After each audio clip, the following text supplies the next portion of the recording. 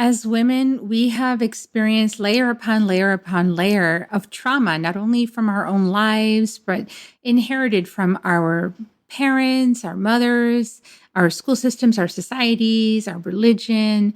And we need to overcome all of that in order to be authentic and come from a true place within us and live powerfully moving forward in our lives. And today we're going to have a nice conversation with Gurds Hundal, who is a trauma coach and inner work expert, who's going to talk to us about how we overcome all that conditioning and deep inner trauma to untangle it and end up in our power as women. Join us to find out more. Soul Nectar Show, the Soul Nectar Show. You're invited, delighted to discover who you are. Anything is possible if you believe. So join us on this beautiful journey. Soul Nectar Show. Soul Nectar Show. Well, hello and welcome everyone to another episode of Soul Nectar Show, that show where we talk about all things essence, where we gather around the campfire and we share our stories of connection to that which is greater than us, the big mystery, beyond the veil, to those synchronistic moments that lead us inexorably towards a deeper understanding of ourselves and life.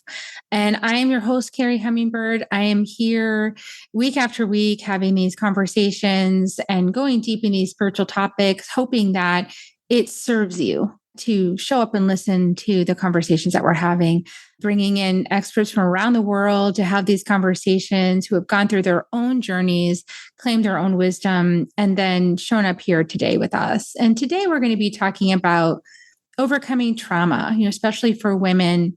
We've experienced so much trauma collectively and ancestrally. And at this time on the planet, there's still traumas happening all over the place. So how do we pull out of that victim consciousness of being traumatized and the really real experiences of our ancestors, which we can really feel in our bones and maybe even past lives, where we have had traumas happen to us as people in female bodies?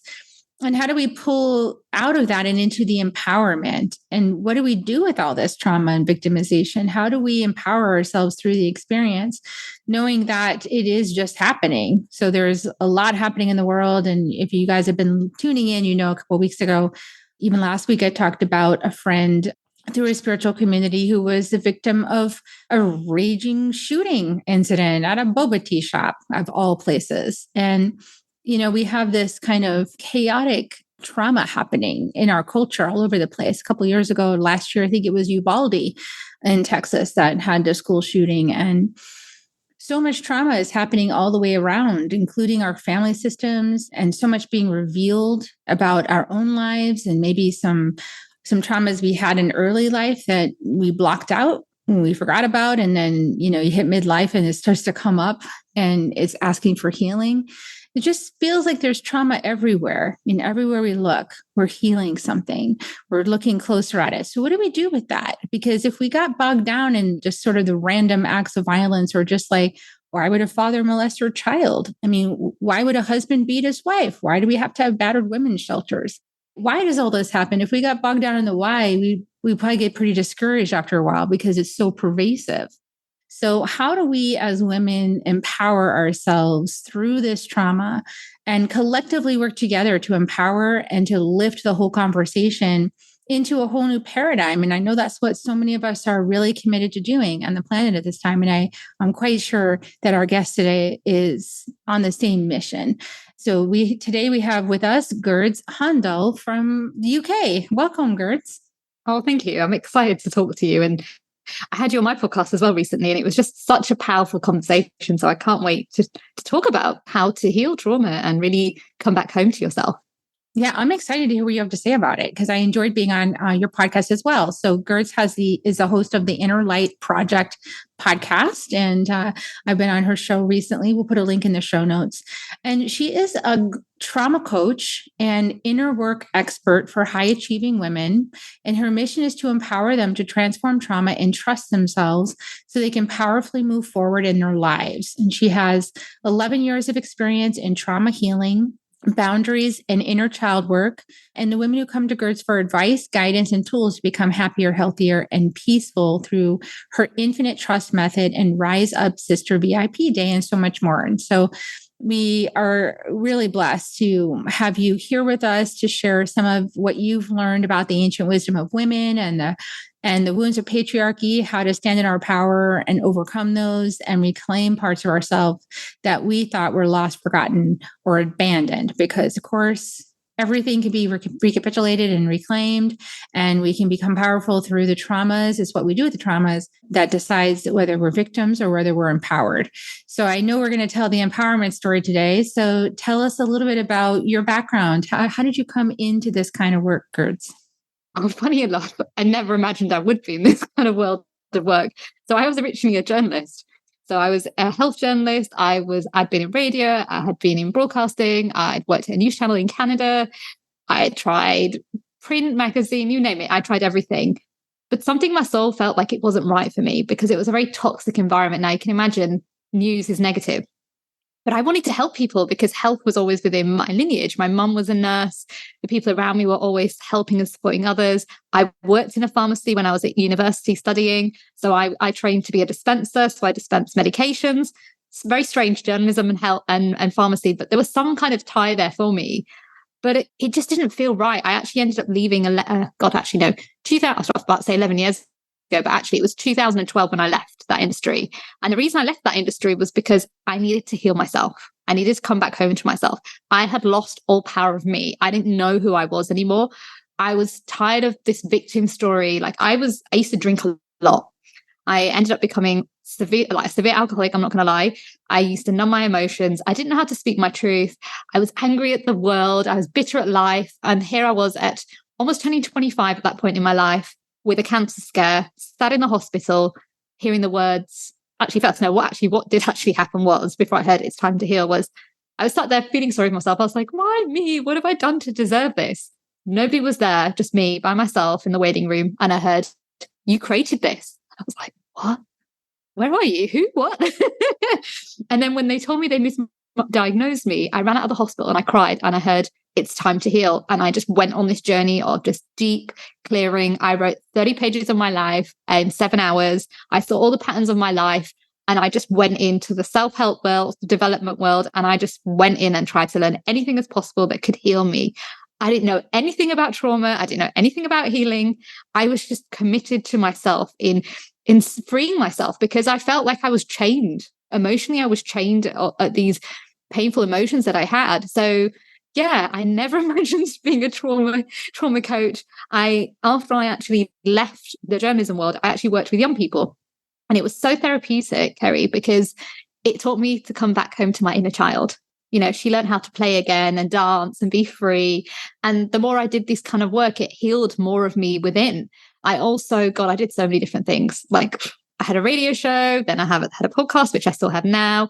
I did, deep exploration work. So even though I wrote 30 pages of my life in 7 hours, it took me, I would say, 7 years to do the deep work. So we're talking ancestral, cultural, society, familial. But this was me just working on myself, looking at my own wounds. And it wasn't until about, I think, 2014 where I started life coaching. I just was like, I'm here to help people. I didn't know how it was going to look like. I didn't know who I was going to help, but I just put myself as a life coach. And then I was a speaker at the time and I went out because when I was working with young people, they're like, oh my God, you inspire me telling your story. And I was like, wow, okay. So I went out there showing my story, but I didn't know how to explain to people how I'd healed myself at that point. You know, they wanted to know the tools. And I was like, I don't know, I'm just working on myself still. And so as I went on that journey of, healing ancestral, cultural, society, familial, then it was immigrant trauma, you name it. But family trauma, money trauma, you name it. There was just layers and layers. And that's when I realized, actually, I've done a lot of this by myself, which I don't recommend, Kerry. Never again would I ever do this by myself because it was the most traumatic time in my life, but the most powerful. But yeah, I just kind of went from within. And then I realized that this was a program. I wanted to help women. I just didn't know how to. And I realized the only way I can help is through my own story and through my own learnings. So I created the program, the Infinite Trust Method, which was called something completely different at the time. But I realized that we all have trauma that we need to heal. Now, we can't heal from our trauma and then hold boundaries. if we don't heal our trauma, we then find it hard to hold boundaries. So every time I tried to hold boundaries when I hadn't done much of the inner work, the boundaries would not stay. So what I realized is you need to heal the trauma, and then you're able to hold boundaries. Then you can see your inner child. Then you can meet her. Then you can actually balance in your feminine energy. Then you can nourish yourself. But I didn't know any of that in the beginning. I was just like, I need to heal. I don't know how, but I need to heal. But I surrendered and trusted from within. I love that. I love that well, first of all, I love that you're a journalist. All right. And so you just went my former life, new project, like I'm going to research this and figure this out, because that's what journalists do. They go, okay, here's the story. I'm going to go in and I'm going to figure this out. I'm going to travel down all the little tunnels. I'm going to ask all the right questions. I'm going to keep peeling it back and opening it up and figure it out. Right. And then I'm going to share what I learned. So I love that. I love that you had that training, because that's so required. That kind of mindset is actually the mindset that's required in order to heal, because you have to be able to do that inside yourself. You had to be able to go down inside yourself and start looking at things and navigating the terrain, figuring out who is the star witness, what are the supporting cast, how do I get down deep inside there, and then what questions do I need to ask to get the information I want, right? So that's like all about intuition and inner navigation. I love that. And then I love how you said you would never do it by yourself again, because it's hard to do it by yourself. I keep telling people this, like I posted about this last week, because I hear so many people like kind of bitch and moan about, oh, like this new age spiritual, blah, blah, blah. And then I have to pay them and all this kind of stuff. And it's like, yeah, you're paying them for their journey. You're paying them for all the hard-won wisdom that they got by struggling through it. And they're saving you time so you don't have to struggle through it. That's what you're paying them for. It's like spirit is free. Yes, you can tap into your own spirit guides. You can do the journey. If you want to do it all by yourself, you can. You're going to spend some time twisted up in knots, going in the wrong direction, playing pin the tail on the donkey, and completely in the wrong direction about the donkey. Like you're not even in the same room with the donkey. But if you want to do that, you can. But if you want to actually get to a place of healing that is not going to reverse itself, but is only going to move forward, you want to work with a guide who's done it themselves, because only somebody that's actually taken that journey can guide you there. Even somebody that's had like a PhD from psychology or something, if they haven't gone through that, they have no idea how to help you. They just have textbook wisdom. Textbook knowledge is not lived experience wisdom. It's a totally different thing. So I love that you said that too. And now, because you didn't have that, you had to navigate yourself. And when you do that, when you do take that course, you do end up learning a lot of good wisdom through your journey, which is often frustrating, but you did it. So yay you.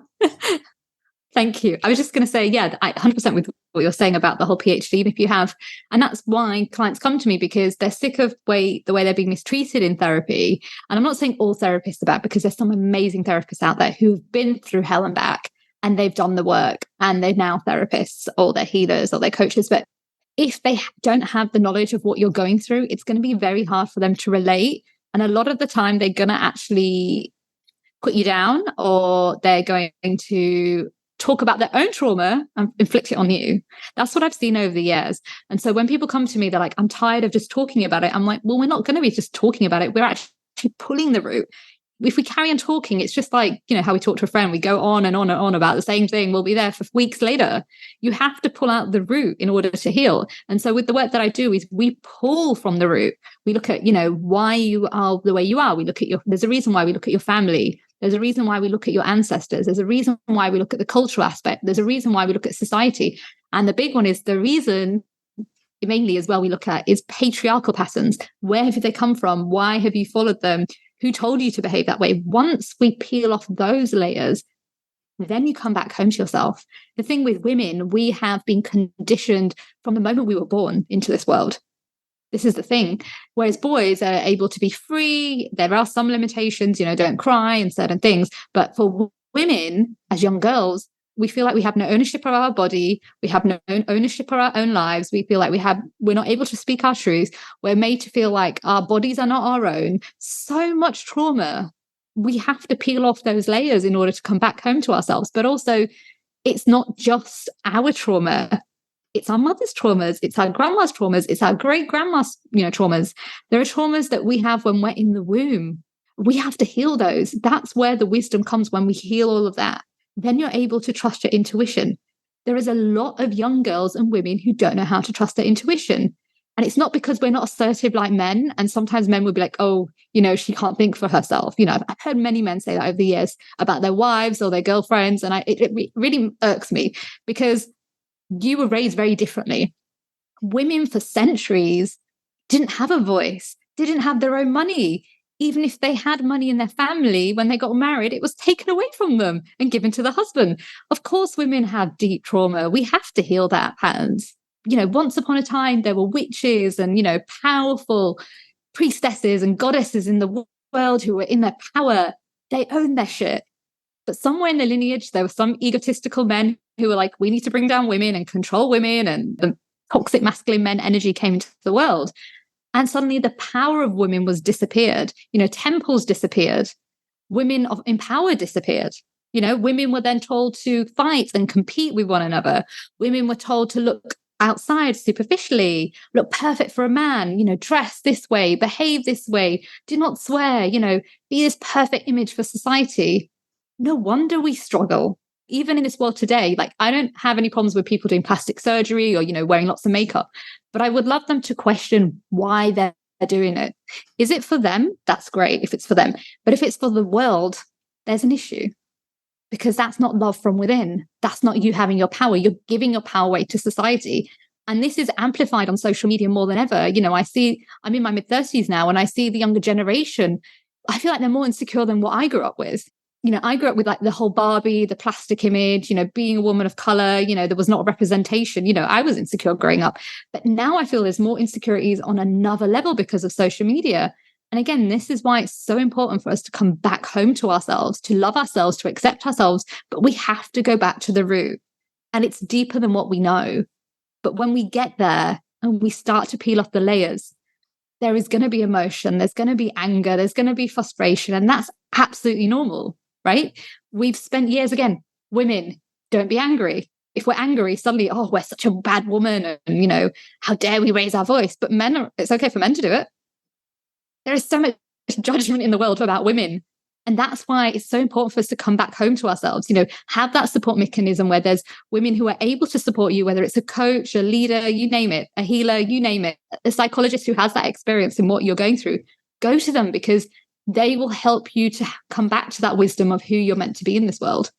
Yeah. And I think that you made a really good point about the young people and not really knowing who they are, right? And trying to figure that out. And the social media thing is so intimidating. Can you imagine, like, you get in a fight with a girlfriend, then it's all over social media. Kids used to just beat on each other at school, but then now it's everywhere, right? And so there's been even kids who have committed suicide because it's so devastating to them. Mm-hmm. When they, they get attacked or bullied through social media. But we also have this kind of extra constrained rules now too about how to treat each other, right? That are even extra confining. The polite society, like, you're supposed to be so nice and polite and, not like say anything offensive, and don't say that word because that means this over here to these people in this culture. And don't say that because this means, and I'm all for being sensitive towards people and what they, their backgrounds and what words or phrases they are really important to them. But we're not all going to know all those things, because we're not living in that skin. And so also it's like, wow, like, let's give each other some grace while we all figure this out together. Right. And it's going to be messy. As a matter of fact, it's so messy right now that it's just mess everywhere. Right. It's just chaotically messy. So women need to learn how to get angry, but also men, are not allowed to be angry a lot of times. There's certain cultures where they can, right? But then there's other places where they're not allowed to express anger because that makes them a bad, scary big man, and they don't want to be that, or they don't want to be like their father was. And so they suppress it. So it's a lot of people suppressing. I think we're really in this big movement right now of deconditioning all the ways that we've been up until now, all of us, not just women, but men too, everybody. And people that don't identify as man or woman, right? Because there's like all new gender classifications that are like, I don't identify as that. I'm non-binary, or I'm, it's almost like our psychology is like saying, I don't want any of those previous classifications. I want to toss all of it out. And I just want to find some authenticity inside of myself and express it. And I want everyone to honor that. Yeah. I feel like as well, we all have, I don't know if you're aware of this, but we all have masculine and feminine energy, men and women. Mm-hmm. But a lot of the times we're living in the wounds of both, or one or the other. So it's about coming back home to yourself and healing the wounded masculine and healing the wounded feminine. Some of us, might have grown up with a wounded masculine dad, and then you're drawn to a wounded wounded feminine man. We have to heal that, because then we will attract something the opposite, but then we'll still be wounded. So we have to heal the woundedness within ourselves, and then pay attention to our relationship. Even our relationships with our fathers or our mothers growing up can affect our relationships. It can affect how we are in the world. Not just relationships that you're dating or someone you're married to. I'm talking even about relationships in the work environment. Relationships around us are affected by our patterns. There's a reason. I feel like I'm going off a tangent, but even work, there's a reason why you got fired. There's a reason why somebody was bullying you, etc. A lot of that time is also generational as well. Say your mum went through something similar, it will happen to you. We have to heal everything. This is the thing people don't realize. A lot of the times that happen in our life are linked to our family, or are linked to trauma that's happened beforehand within the family. And we have to really go in and realize this. And the reason I shared about the work trauma was because recently I was having a conversation with a client, and we were talking about her past work trauma. And she's like close to her 60s, and she blows me away, like this client of mine. And she was talking about how the 80s and what it was like. And like, that's what my mum grew up with as well, like this powerhouse shoulder pad era. And I was like, yeah, my mum went through this and went through that. And, I then realized what my life was like when I was a journalist. And I was like, yeah, I went through similar experiences. So I picked up her patterns that were then wounded from my mum within me growing up. So again, that's why it's so important to heal all areas of your life. Now, you don't have to do all of it straight away. You can start off with one, but the more we do the inner work, the more we're then aware of our surroundings and what we're going through. And I feel with young people in particular right now with social media, we're losing identity of self. We really are.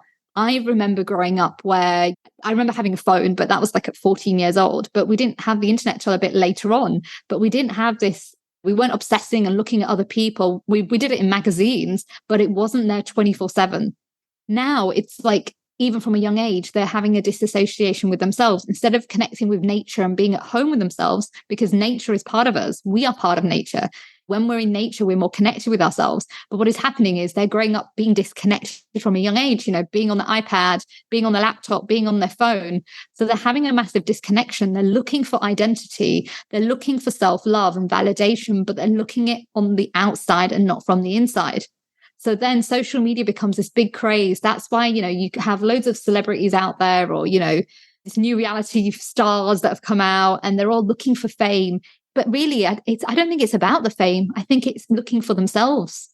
I see this a lot, and it saddens me. Things have got to change, because a lot of them are going through depressions and highs and lows, or, like you said, committing suicide, because there's that lack of love. But that lack of love can only happen if we go from within. We can go outside and try to seek validation. I did that, in my mid-20s. I was going out clubbing, trying to find myself, hanging around with the wrong people, looking for that validation, then attracting toxic relationships. And then I was going down a spiral toxic path, and then using alcohol as a way to numb my emotions. We really have to go within. And when we go within, we can love and accept ourselves and mother ourselves and father ourselves and love ourselves the way we wanted to growing up. Yeah, it's a big journey to decondition all that. And in the middle of it, you don't even know that it's happening. So when it first starts, you're completely unaware that that's even a thing. And you're just kind of tossed about in this environment, and you're growing up in it, just trying to survive and navigate, right? Like you said, and you're going out to the clubs, and you're just kind of doing what everybody does. Like, that's what people do. So you just go and do the thing that other people do. And then it's at some point you start to realize that's not satisfying you anymore. And I think for me, it also happened right about like 28, something like that, 29. And I started feeling like this is not going anywhere. Whatever this is I'm doing is not going to go anywhere productive. And I don't want to do this anymore. And so I'll have kids. That was my choice. So it's time for kids, and really what it was time for was a spiritual awakening. It was time for me to like go within, go to the spiritual center around the corner, start really looking at myself, getting inside, finding a bigger source to connect to. And that was somebody who I always did art. So I always had my connection open. I was always outside painting and doing art, even though I was working in high tech. I was doing a very dry technical writing job. It was really boring.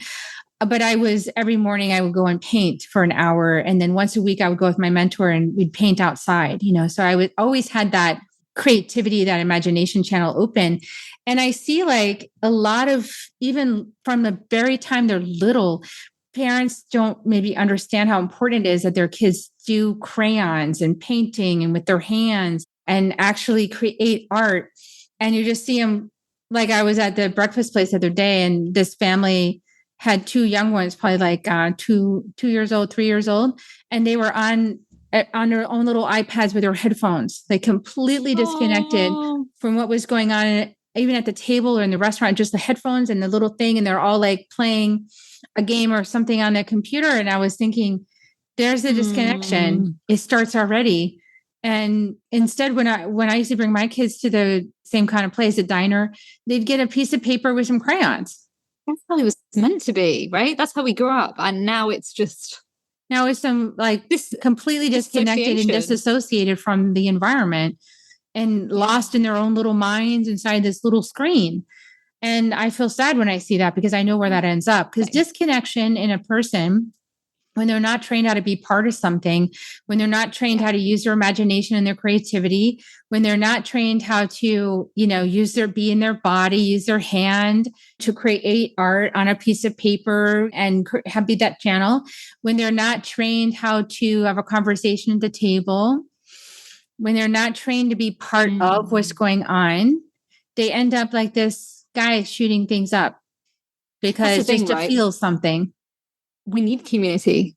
This is what everyone's missing in this day and age. We grew up with community and connection, and now kids are so I can't say the word. I can't even say it. You know the word. Disassociated. That's it. Yeah. That's what's going on today. And that's where the anxiety, the depression, the isolation's all happening. When we have community, we have connection. When we feel connection, we come back home to ourselves. We have a support mechanism. I've seen it within people I know. I've lost people to suicide, right? Like friends, family, like I've lost people. And that is when they needed the most support and people weren't there. But that's the thing. Community is key. In this day and age, we need it more than ever. The world is chaotic, it's angry, it's frustrated, it's stressed. We need to come and connect with people. We need to meet people and align with people that, feel like home. It doesn't always have to be family. It can be people that you live locally to, it can be strangers, you name it. But I just wanted to come back to something you said about, you were talking about, spirituality and then becoming a mum. I think that's also another powerful way, which I've seen as well. So say if you don't go down the spirituality route earlier on in life, a lot of women now are having these rebirths when they have their children. Then they're realizing the way they're disrespected or how they've been treated by their partner or how society's treated them badly. And they then start to have this deep spiritual awareness and then actually teach their kids how to become spiritual and how to connect with themselves. I've seen that whether you do that before you have kids or you have it when you do have kids, it's a very powerful journey. I've seen it with quite a few friends of mine as well and people that I know that they've come out of these toxic relationships that they wouldn't have necessarily come out of had they not had that child, because that child has taught them the power of themselves and coming back home to themselves. Yeah, it definitely can be a spiritual awakening for sure. I mean, I experienced it as a spiritual awakening. It was kind of plunged into a dark night of the soul because anything that's not, this is what I learned is that anything that's not healed, right, from your own childhood, as soon as you have a child, it comes up to the surface because it needs healing. And if we did the work before we had kids, we would be approaching the birth of that child from a completely different matrix than the one that we are going to be birthing the child into when we don't do our healing work. And either way is fine. I mean, I didn't do my healing work. I thought I was doing it. I was in psychotherapy for like a decade before I had kids, but I didn't realize the depths to which it went that psychotherapy couldn't even touch.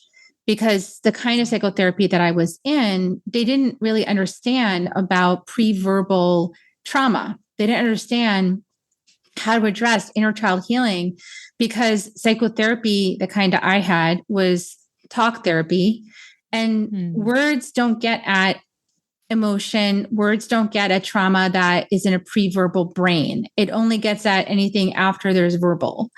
So if you've had trauma early life, and mine was 0 to 5, it doesn't even touch that. And so you could be in therapy the rest of your life and never get there, because you're not addressing the right layer of your consciousness in order to heal those things.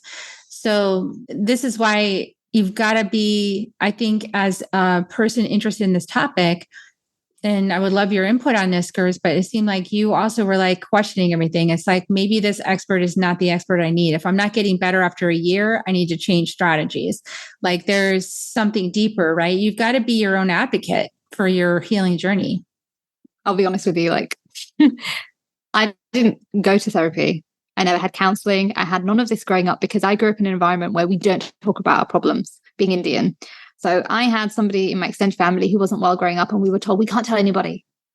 So we had to hide everything. So I grew up internalizing everything, my emotions, my feelings, not expressing my truth, because the one time I did, I was shunned down for it. So my whole life from a young age was just putting on these appearances like everything's great, but inside I was a mess.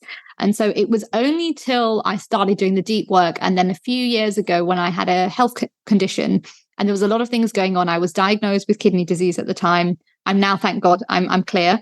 But at the time, it happened at such an awful time. There was something going on with my ex-partner at the time as well. And then that's when I was like, you know what, I need counseling. I need help. I need support. Even though I've done so much layers of healing.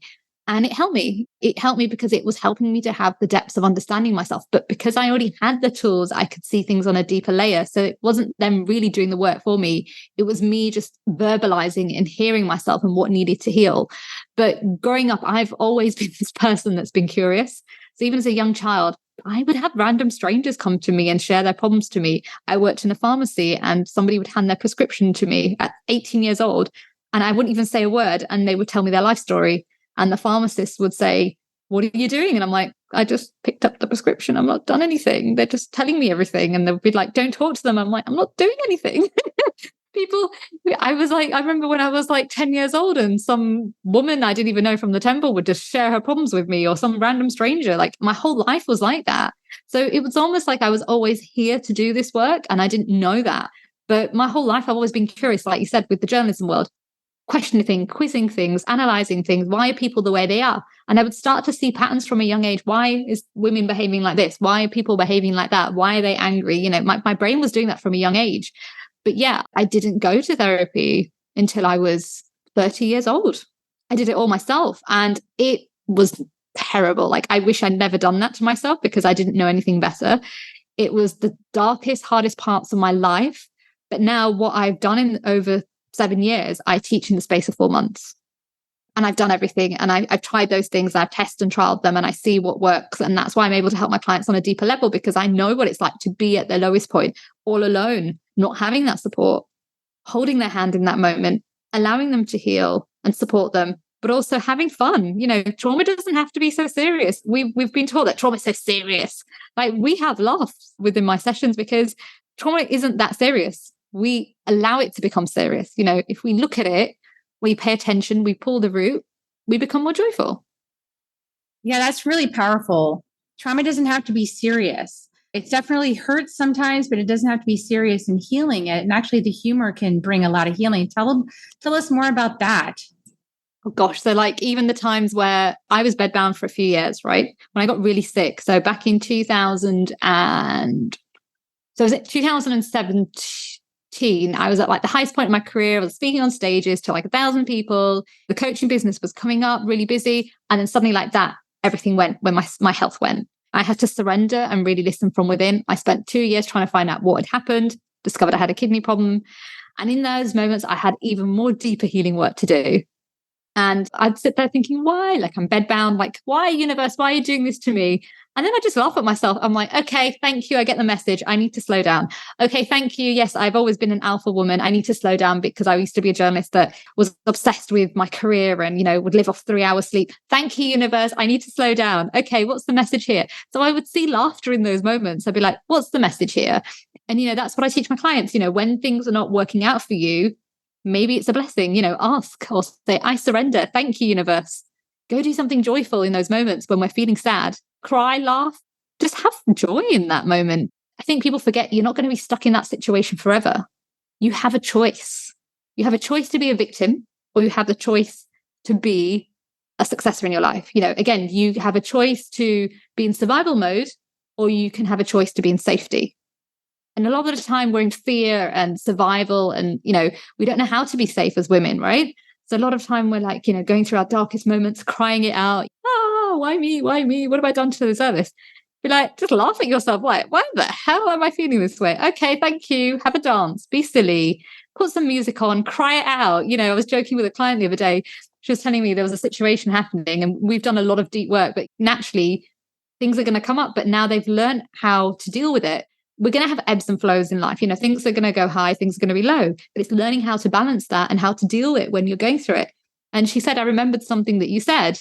I was crying my eyes out. Why is this happening to me? And then I got up and I started dancing and I laughed at myself. And I was like, this is not that bad. What the hell is wrong with me? I just started laughing at her situation and was like, thank you for the message. There's so much power in shifting our energy. We always have a choice to shift that energy. We put ourselves in seriousness. I spent my whole childhood being in seriousness. I held my teenage years in seriousness, my mid-20s in seriousness. So when I got sick, I had to learn how to have joy in the hardest parts where I couldn't even climb up the staircase without being tired. I couldn't even walk with 3 bags in my hand. And I'd be like, thank you, thank you. And I would just be in joy. Thank you. I was able to move more today. Thank you, have a little dance and then feel tired. I'm like, thank you for a bit of dance today. I had those moments in my life. And I'm so grateful right now that I'm sat here being able to talk to you healthy, kidney disease free, right? Had I allowed that seriousness to affect me, then I wouldn't have healed quicker. Joy shifts energy. If you're going through a hard point in your life, put on something funny and laugh. It will shift your vibration. I used to watch Friends a lot and just laugh and, I'd be in pain, but I'd still be laughing because it would shift my vibration and make me happy. And I think a lot of us, when we're in those dark moments, we go into even a deeper wound and a deeper darkness.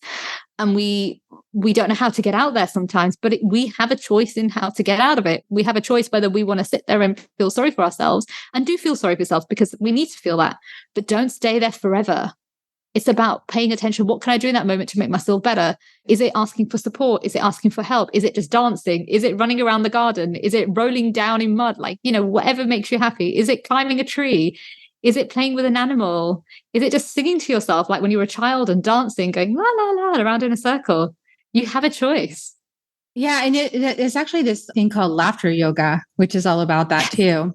They actually created something called laughter yoga that expresses that. Yeah. So we can feel the pain and then also feel the pleasure.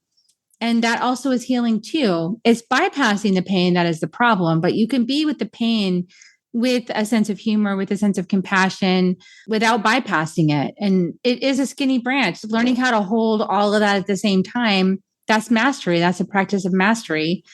And not taking yourself so seriously. And that is something that I struggle with as well up until now. In my Gene Keys chart is the shadow of seriousness. And the middle ground is delight. It's like, okay, how do you get from seriousness to delight? I would love to know that, And so I keep asking spirit, like, okay, how can I be delighted by this thing that's making me feel really serious? How can I be delighted by this thing that's calling me forward? And usually what I find is that the seriousness comes because I have a sense that it's whatever is happening is taking me out of a place that's familiar and comfortable, yet I don't like it. And it's moving me into something new by disrupting that old thing. And when you're in the disruption energy, it feels a little chaotic and scary. But on the other side of that is like, oh, that actually was delightful that just happened because now I'm free of this, or now this opened up, or now this opportunity is here. but only on the other side of accepting this thing is dismantling, or this, that it can't control it and it's just going to fall apart. And just going, okay, it's just going to fall apart. I can't control it. And that's okay. And I wonder what's going to come in its place. So I think we're being moved through all of these shadows so that we can actually decide what we want to create, as you said, decide how we want to build life from a new place. And, not to blame anybody who came before. We're not like ancestors shunning or shaming, but there's just patterns that have been rolling down the hill for a really long time. And we're the generation that's saying no more. We're not doing that anymore. And our bodies are part of that process, like you were talking about, like your kidney disease and all this kind of stuff before. Our bodies get involved. So our bodies, lots of people with cancer, lots of people with different diseases and things going on, COVID and all that, because the body gets involved with the purification process. I was just going to say with, the seriousness, right? We weren't designed to be serious. So a lot of the time, the seriousness comes from our upbringing. We've forgotten to be part of that joyful self that we were when we were kids. Yes, we have patterns that that are in our DNA, but seriousness is not how we're meant to live our life. Joy is, think about, when you're serious about something, everything goes wrong. And when you're joyful, everything goes right. So, when I've had the most horrific things happen in my life, I'm just like, thank you, thank you, thank you, universe. Okay, I get the message. And that's how I shift my frequency. I just go, thank you, thank you, thank you. When times have been hard, I'm like, thank you, because I have a choice to be back in my inner child, or I can be in this old pattern that's, who I'm no longer am. So we always have a choice. The seriousness, I grew up with seriousness, and I'm sure you grew up with seriousness energy. So therefore, it's a natural pattern that we have, but we automatically go into seriousness and think the worst case scenario. But actually, nothing's ever bad. Everything is what it is, and everything is joyful if we shift the narrative in how we see it. So now, before when somebody would call me, I'd be like, oh, what do they want? Oh, I must have done something wrong. That's how my mind used to think growing up. Now it's like, oh, I wonder what they want, but in a positive way. Yeah, in a positive way. Exactly. We have to watch those mental stories about those default patterns, the mental tape that just keeps, the ticker tape runs in the brain, just keeps going around and around with the same story. Those are the ones that you start to heal, and you heal the traumas, and they, then those things are less prevalent. They just kind of evaporate eventually. And then it gets quiet inside, which is so nice. And you can learn how to trust yourself, right? Infinitely trust yourself. Talk a little bit about how you can learn to trust yourself. The key is to, like what we've been talking, get to the root cause. So the key is to look at your family. So the first thing you could do right now is look at your family patterns. So what was your mum like or growing up? What was your dad like growing up? What were they like together growing up? What are the patterns that you've taken up from them? Then you kind of look at your ancestral side, look at what was your grandma like? What was her relationship like with her husband, your granddad? That's where mum would have learned that. That's where dad would have learned that. So you then to start to uncover those things. Obviously, it sounds really easy right now, but obviously having the support to do this is a lot. It helps because then you can then see other layers and traumas and patterns that need to be healed. Once you then look at ancestral, then you can see your cultural aspects, and you see that, well, how were you raised? What did society tell you? What did your culture tell you? So for me, it was like, for growing up in an Indian culture, you people please, you sacrifice, you don't speak your truth, you be the good girl, you nod and you smile even though you're in pain. That's what I grew up. My whole life was like, yes, everything's good. Yes, yes, auntie. Yes, yes. But inside I'd be a mess. That was my life growing up. But I learned that no, I deserve to heal. I deserve to speak my truth. And, when I started to see the cultural patternings of, oh my God, my culture taught me this. Now this is why my parents then behave this way. This is the expectations from them. Therefore, the expectations what came from their parents. Then I was able to see societal patterns. And when you look at society patterns, what we talked about earlier, how women have been trained to be something they're not. Be the good girl, people please, sacrifice, don't verbalize your truth, don't verbalize your anger, just sit there, have your legs crossed, don't swear, just smile. Smile, everything's perfect. Again, when you start to see that, then you're able to heal that. Then you're able to come back home and you're able to trust yourself. We first have to peel off all those layers to then come back to ourselves. And that's what I learned. The moment I started peeling off these layers, the moment was when I was able to trust myself on a deeper level because they weren't holding me back anymore. When we're able to do that, then we can love ourselves more. It's very hard when we have these patterns to learn to love ourselves because there's always going to be patterns that are holding us back. But these are the main pillars, like ancestral, cultural, society, familial, when we peel off those layers, then we are able to trust in who we are, what our medicine is in this world. And we start to hear an inner voice that we never heard before. I heard it a bit earlier when I was in the hospital, but again, it was like, am I going crazy? Because that's how society makes us feel, right? You say, maybe you need to go get some medication. There's something not right with you. This is how society taught us growing up, right? If you trust your intuition, there's something strange about you. Or that woman, she's trusting in herself and wearing these hippie clothes. There's something a bit weird about her. That's how I grew up seeing things. So when I heard that voice, I was like, am I going mad? Is there something wrong with me? But the more I did the work, the more I peeled off the layers, I realized it's the universe or high power or God, whatever you want to call it, talking to me. And the more I listened to that, the more things would align for me. So, for example, when you don't trust your gut and about a situation, but you should do it, but then you don't. And then you're like, I should have trusted myself. That gets stronger and stronger because then you start to trust in yourself more because those conditionings have disappeared. Then you're able to go, right, I trust in myself fully. You don't go, I should have done that. You just do it naturally.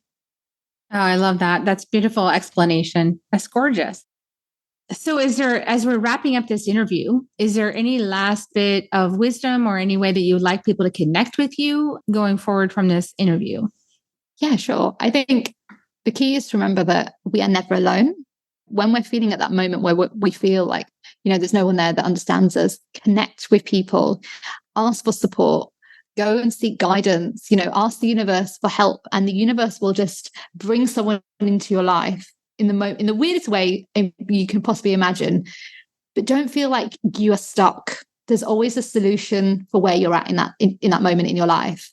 And we all have the ability to heal from within. The key is to find people that can help to guide you and support you, whether that is a coach, that is somebody that has experience of what you've been through, or a healer, or going to a retreat. Anything that feels aligned to you, go do it. Even if it doesn't make sense, just go do it. Like I remember the first time I went to a spiritual event, I think it was like on Eventbrite, and I was just like, I don't know if I should go. It's really strange. What will these people be like? But I trusted that. And when I went there, I ended up learning about EFT. And I remember sat there doing like tapping, I don't know if you're aware of it, but like tapping the body. And then this woman was from America as well. And bless her, her name's Sonia Sophia. And she had done stuff at Burning Man.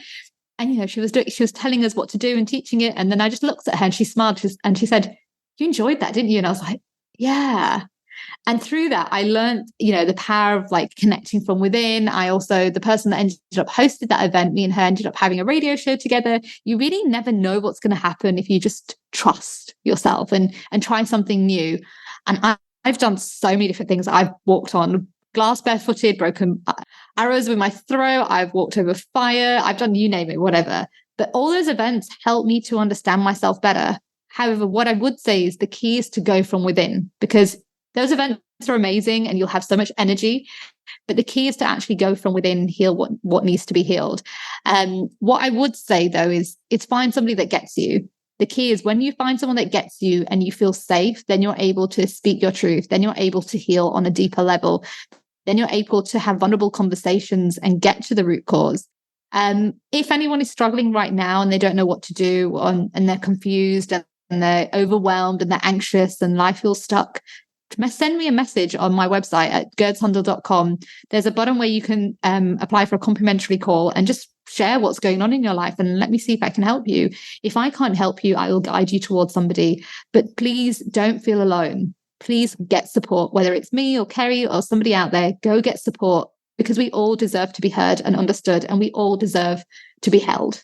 Oh, I love that. Thanks so much for sharing your message and your light today, Gurds. I appreciate it. I love your company. And everybody, please check out Gurds' podcast, Inner Light Project Podcast. We'll put a link in the show notes below, and her website. Reach out to her, check out her stuff, and have a conversation. Take her up on that free discovery call.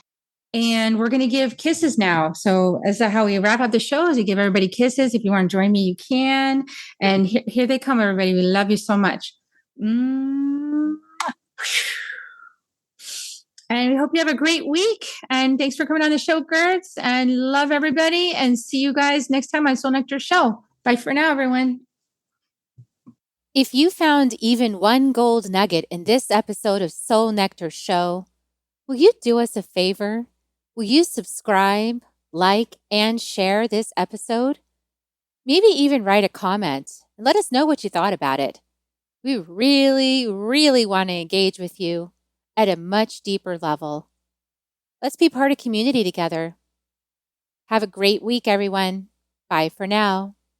To dive in deeper to nourishing conversation, visit soulnectar.show.